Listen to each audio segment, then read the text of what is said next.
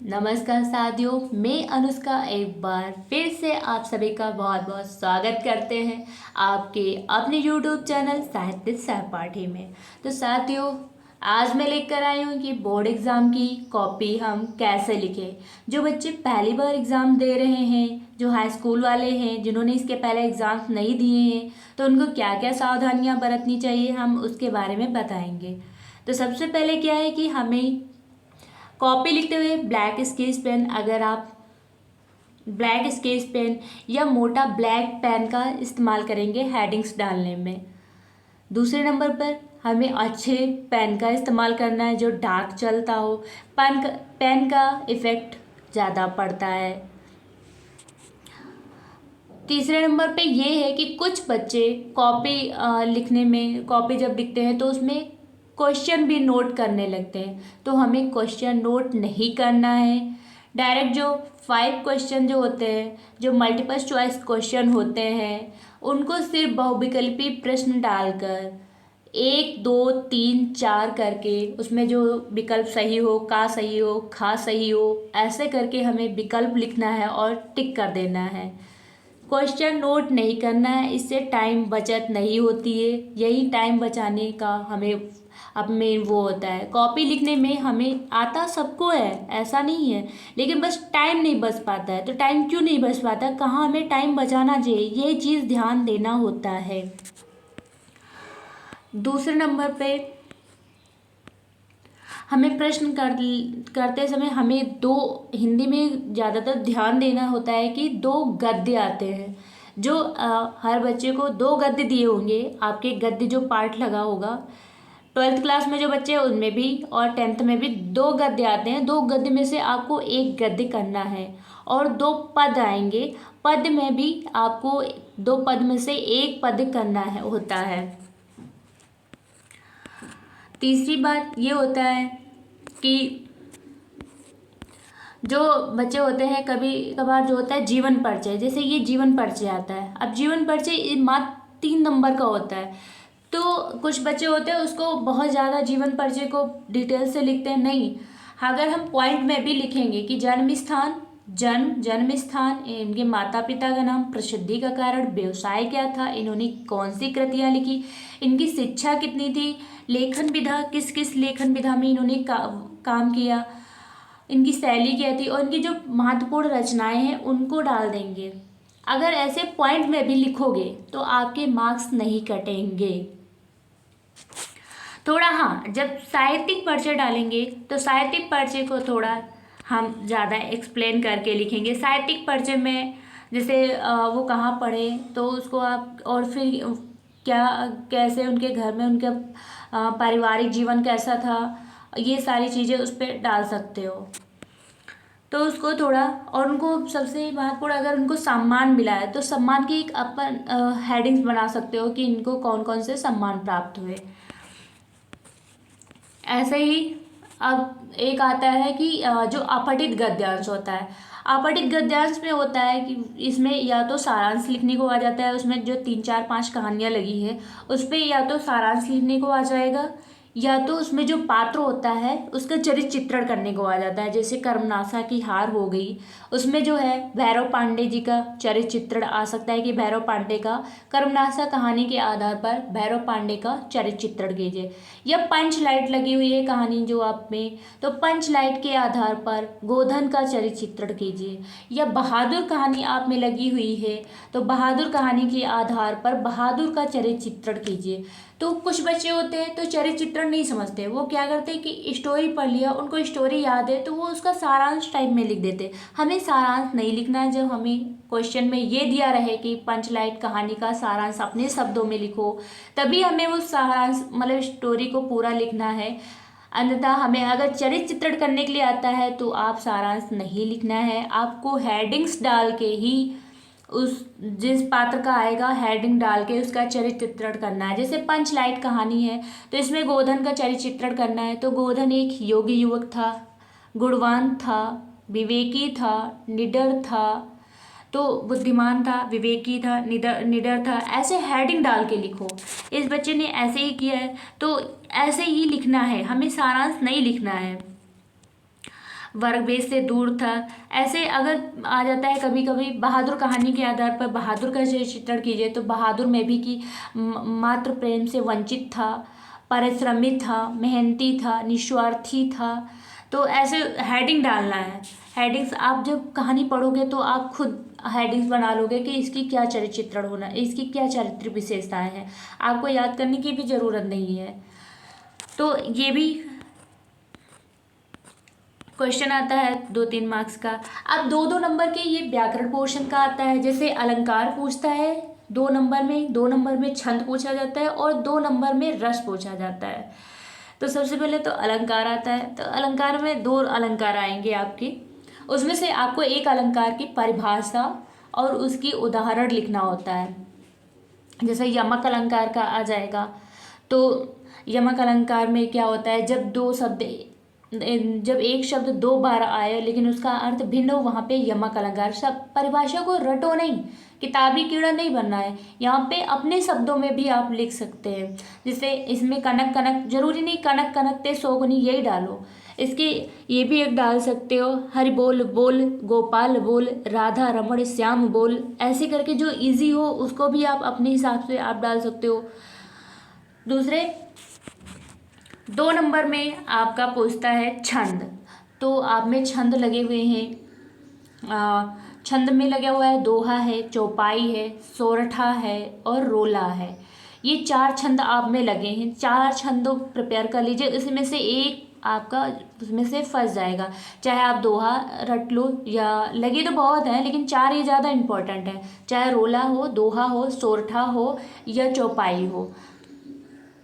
तो जैसे ये रोला छंद लिखा हुआ है कि रोला एक सममात्रिक छंद है, 4 चरण, प्रत्येक चरण में 24 मात्रा और 11 और 13 पे यति होती है।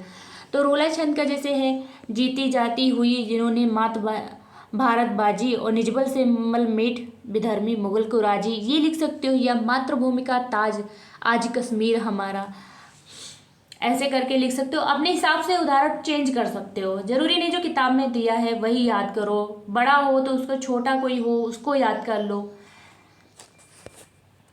और संधि भी पूछता है 2 नंबर में, 2 नंबर में संधि पूछता है। अब आते हैं रस पे। 2 नंबर में आपका रस भी पूछता है।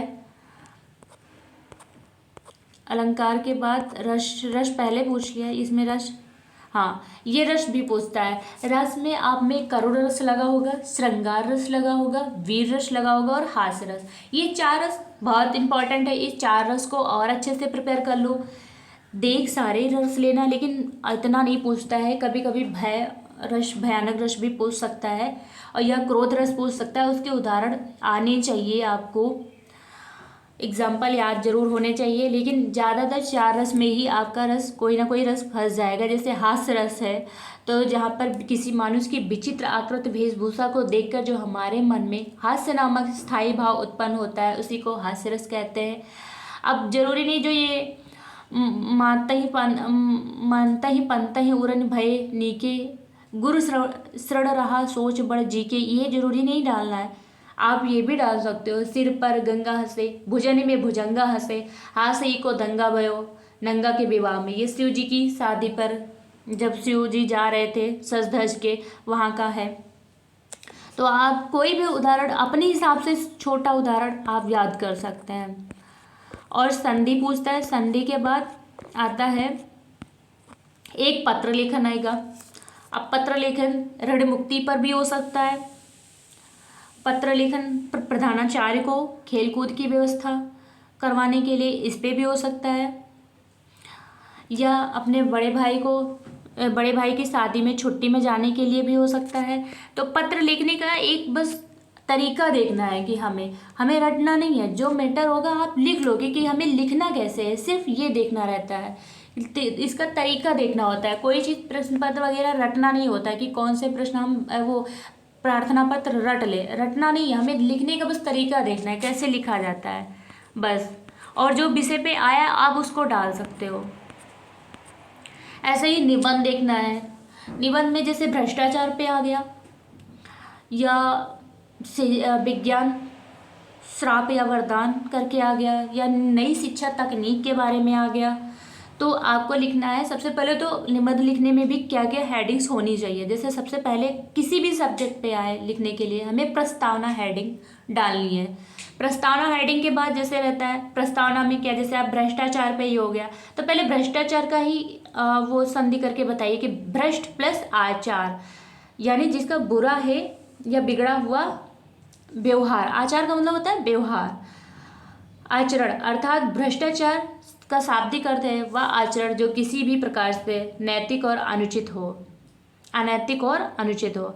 जब कोई व्यक्ति अन्याय व्यवस्था या नियमों के विरुद्ध अपने स्वार्थ की पूर्ति के लिए गलत आचरण करने लगता है तो वह व्यक्ति भ्रष्टाचारी कहलाता है। आप ऐसे भी डाल सकते हो, पहले क्या था, भारत एक सोने की चिड़िया कहलाने वाला देश था, लेकिन यहाँ भ्रष्टाचार अपनी जड़ें फैलाने लगा। ऐसे प्रस्तावना में आप लिख सकते हो, ज़्यादा बड़ा नहीं करना है। फिर क्या करना है, भ्रष्टाचार के कारण डाल देना है। भ्रष्टाचार के कारण डाल के उसके पॉइंट लिख देना है कि इसमें भ्रष्टाचार के क्या क्या कारण हो सकते हैं। जैसे असंतोष हो गया, स्वार्थ और समानता हो गया, भारत में बढ़ता भ्रष्टाचार, अब इसको रोकने के उपाय क्या होने चाहिए। ठीक है, अब उपाय में भी लिख सकते हैं कि इसको रोकने के क्या उपाय होने, तो ज़्यादा से ज़्यादा लोगों को शिक्षित करना है, शिक्षा के माध्यम से हम रोक सकते हैं, जागरूक करके हम उनको रोक सकते हैं। ऐसे आप पॉइंट बना करके डाल सकते हो। लास्ट में हमें उपसंहार जरूर लिखना होता है किसी भी निबंध में लिखने के लिए, प्रस्तावना और उपसंहार। बीच में तो जो हेडिंग्स पढ़ती हैं लास्ट में ये हेडिंग दो जरूर पढ़ती है। पहले तो स्टार्टिंग में प्रस्तावना से शुरू करते हैं और इसका जब एंड करते हैं तो वो हम उपसंहार से करते हैं। जैसे उपसंहार में आप क्या डालोगे, भ्रष्टाचार हमारे नैतिक जीवन मूल्यों पर सबसे बड़ा प्रहार है। भ्रष्टाचार से जुड़े लोग अपने स्वार्थ में अंधे होकर राष्ट्र का नाम बदनाम कर रहे हैं। दुनिया भर में भ्रष्टाचार के खिलाफ लोगों में जागरूकता फैलाने के लिए ही 9 दिसंबर को अंतर्राष्ट्रीय भ्रष्टाचार विरोधी दिवस मनाया जाता है। ऐसे करके आप की पॉइंट, अब ये 9 दिसंबर को आप हाईलाइट करके भी लिख सकते हो। 9 दिसंबर को अंतर्राष्ट्रीय भ्रष्टाचार विरोधी दिवस मनाया जाता है क्योंकि आज भ्रष्टाचार किसी एक देश की नहीं बल्कि संपूर्ण विश्व की यह समस्या हो गई है। ऐसे हम इसका निबंध को ऐसे समाप्त करेंगे। अब लास्ट में एक क्वेश्चन और आता है जो खंड काव्य होता है। ये खंड काव्य क्या होता है, ये खंड काव्य सारे जो जिले वाइज बटा होता है। जैसे कहीं पे मेवाड़ मुकुट लगा हुआ है तो कहीं पे इसका वो मेवाड़ मुकुट लगा हुआ है, या सत्य की जीत जैसे हमारे लखनऊ में लगा हुआ है सत्य की, कहीं पे त्यागपति। अब हर एक जिले वाइज ये खंड काव्य लगे होते हैं। तो सबसे पहले ये पता करना है कि आप किस जिले के हो और आपको अपने जिले वाइज ही खंड काव्य पता करना होता है। हालांकि अब अपने वो जो आता है गेस्ट पेपर या विद्या का, उसमें लिखा भी होता है कि किस किस जिले में कौन कौन सा ये वो खंड काव्य लगा हुआ है। तो हमारे जो लखनऊ में है वो वहाँ पे लगा हुआ है सत्य की जीत। तो सत्य की जीत में कभी कभी किसी वो उसका सर्ग का पूछ लेगा कि इस सर्ग के कथानक लिखो, या इस सर्ग का वो संक्षेप में विस्तार से लिखिए। या तो उसमें भी द्रौपदी है, जैसे द्रौपदी नायिका है तो खंड का भी सत्य की जीत के आधार पर नायिका द्रौपदी का चरित्र चित्रण कीजिए। तो ऐसे करके चरित्र चित्रण करने के लिए भी आ सकता है, या सारांश कोई एक दे देगा कि इस सर्ग का सारांश लिखो या कथानक इसका लिखो। तो ऐसे करके लास्ट क्वेश्चन। और सबसे पहली बात तो हमें कोई भी प्रश्न छोड़ना नहीं है, समय बचाते हुए हमें सारे प्रश्न वो अटेंड करना है। ऐसे ही आशा करते हैं आप लोग पेपर अच्छा करेंगे और आप लोगों को परीक्षा की ढेर सारी शुभकामनाएं। बेस्ट ऑफ लक, आप लोग अच्छा करें, आगे बढ़ें। यहीं पर अपना वीडियो हम समाप्त करते हैं और मिलते हैं अगले वीडियो में। तब तक के लिए नमस्कार।